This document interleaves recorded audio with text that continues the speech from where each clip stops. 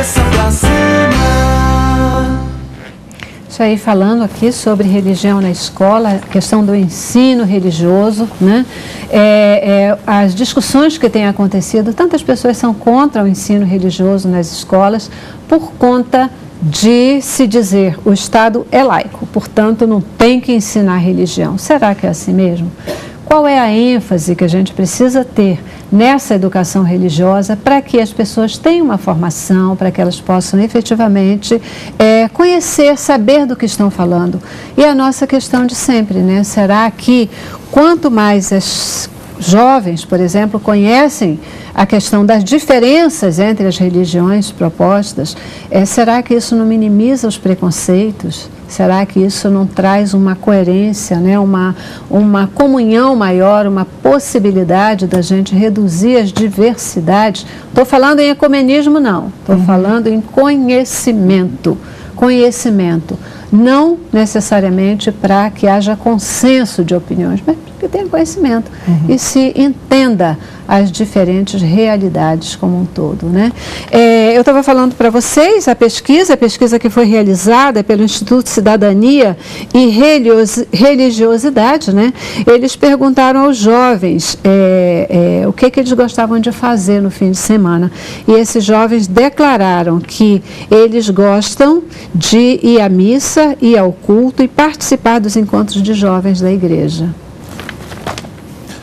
Acho que, assim, tem que também tentar, né, ver qual é a faixa etária dessa juventude, mas hoje a igreja está bem mais atraente do que um tempo atrás em relação a diversas propostas, né, de encontros. Não é aquela coisa mais apenas, né, do serviço de culto, mas há uma série de investimentos que algumas igrejas evangélicas, principalmente as igrejas mais novas, mais modernas, igrejas contemporâneas, assim, elas costumam ter esse investimento mais pesado na juventude. Eu acho interessante ter esse olhar específico para a juventude, mas ao mesmo tempo eu vejo um crescimento de jovens. Estou trabalhando aqui especificamente com evangélicos, né, que é porque eu sou evangélico, então eu posso falar pelos evangélicos. E até católicos, por eu ter um bom relacionamento com muitos deles, assim, em sala de aula, professores também. Mas eu vejo também uma diferença em relação a adotar uma religião e a viver essa religião. Então eu vejo muitos evangélicos nas escolas, mas não vejo uma diferença comportamental desses jovens evangélicos em relação aos outros jovens. Então você, às vezes, só descobre que o aluno evangélico, quando toca um hino lá, ele está cantando, ele está se emocionando, está chorando, mas no dia a dia você não consegue perceber uma diferença. Então acho que, será que as igrejas estão se preocupando com a formação e não apenas com uma tentativa de fazer entretenimento para poder ganhar adeptos, e esquece que isso é algo muito, né, por exemplo, você ganha muita gente, mas ao mesmo tempo o número de evangélicos desviados estão cada vez, né, maiores do que o número de pessoas que estão entrando, que estão ali perseverando na igreja. Então eu vejo que há uma dificuldade em relação à formação. Pois é, né, Nilson, a gente fala isso e tem falado muito isso, por exemplo, dos evangélicos, e para vir para o nosso momento hoje, né, vamos lá voltar para o povo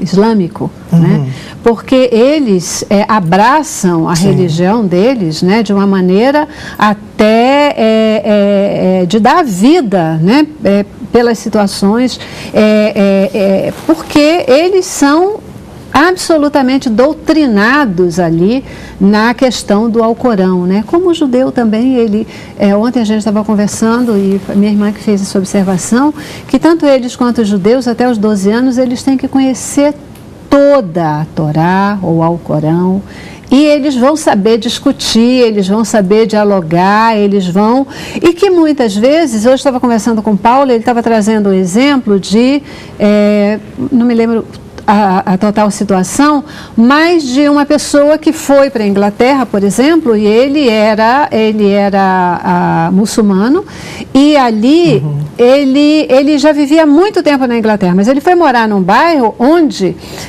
esse bairro tinham pessoas da mesma fé e ordem dele, porque os outros, os ingleses, o discriminavam, né? O tratavam como diferente, a ponto dele dizer, vocês me tratam assim, então você é diferente. Aí ele foi ser radical, né? Ele abandonou um pouco os próprios princípios maiores da própria fé islâmica para ser radical agora, né?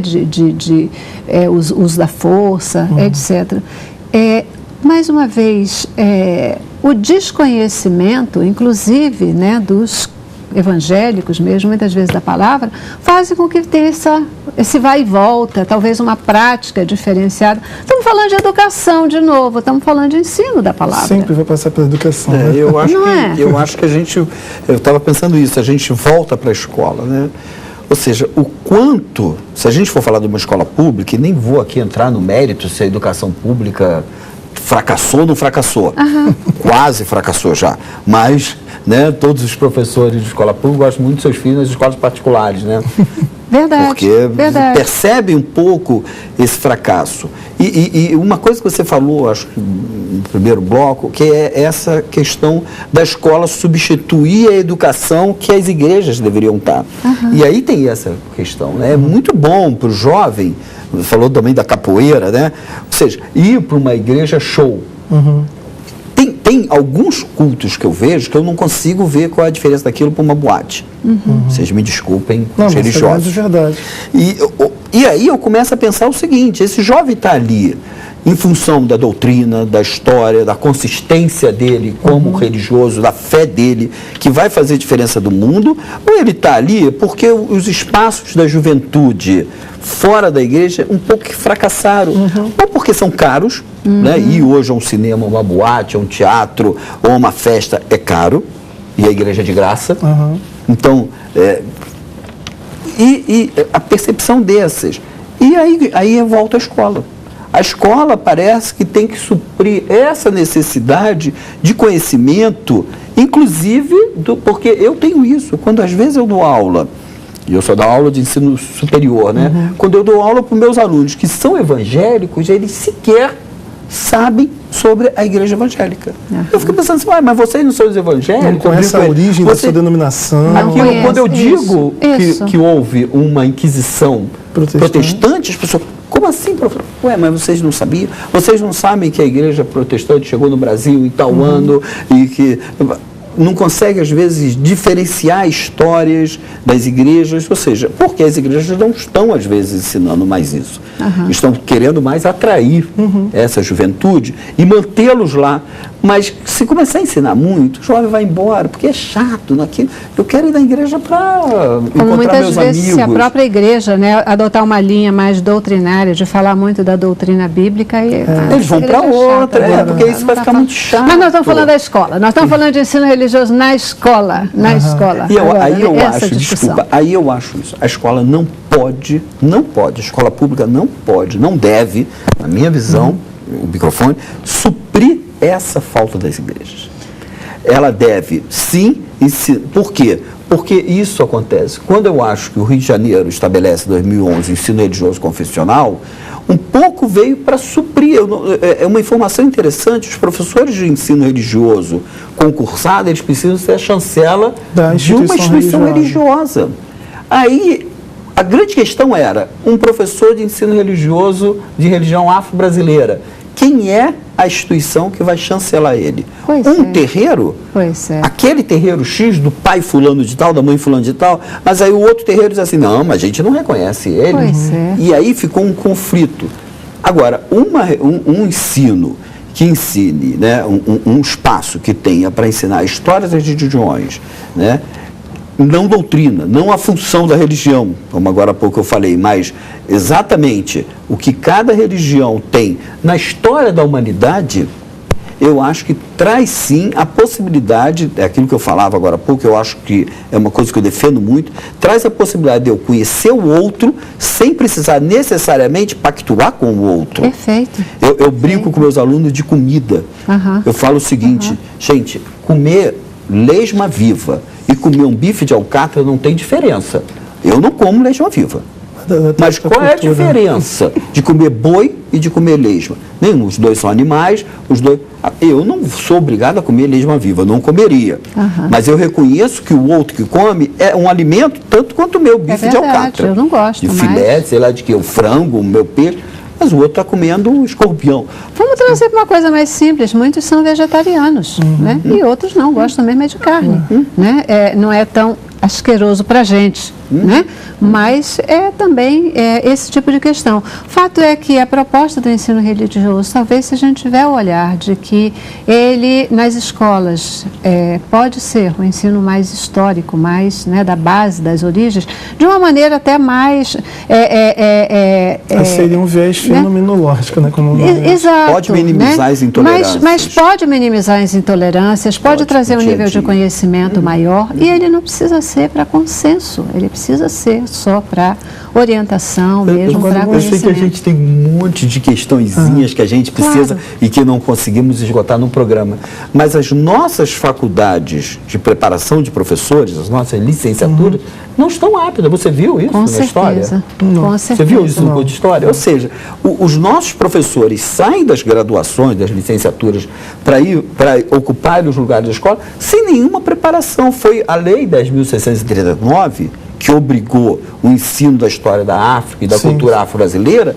Os professores não sabiam a história da África e da cultura brasileira. Como eles vão ensinar? Porque vão sendo eliminados, né? Porque a gente, por conta de, não, eu acredito nisso aqui, eu não quero conhecer. Mas, assim, eu acredito nisso aqui, eu não posso ver o outro. E aí a mente dessa criança, desse jovem, está livre para ser preenchida. As pessoas têm muito medo, as pessoas têm muito medo, eu vejo isso, do conhecimento. Mas se eu aprender isso, eu posso me desviar. O meu conhecimento, como que vai ficar? Quando, na verdade, quando a gente conhece, a gente pode optar com muito mais segurança. Com mais segurança, com mais solidez. Eu defendo. Então, lá em psicologia, a gente tem isso. Eu sou freudiano. Não, mas eu não quero saber do outro teórico, porque senão... Ao contrário, eu vou conseguir me estruturar e dialogar com o outro de maneira muito mais aberta, né? Você me fez lembrar, o teu comentário me faz lembrar esse filme, né, que fez tanto sucesso, Jesus, Deus não está morto. Deus não está morto, né? Muito interessante, porque ele vai trabalhar exatamente nessa dimensão da profundidade do conhecimento para eu provar a minha tese, né? E quanto mais eu conheço, mais eu posso provar. Indo ao encontro, enfrentando os maiores conhecimentos científicos, porque a gente vai ter consciência nessa amostragem, naquilo que a gente está dizendo. Gente, eu preciso ir para o nosso último intervalo.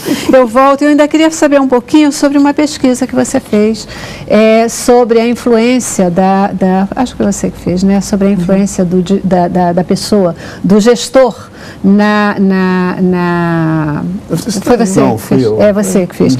A influência do gestor na condução, por exemplo, de uma escola, né? Um diretor de uma escola, que ele seja ateu, ele vai impingir na escola essa postura do ateísmo, da desconsideração da presença de Deus, ou da apresentação de Deus no físico da escola, no conteúdo da escola. E se ele tiver uma outra religião, ele vai influenciar também? Como é que é essa história? Né? Só para ficar interessado, acho bacana a gente falar sobre isso. Um pouquinho. Cabeça pra cima.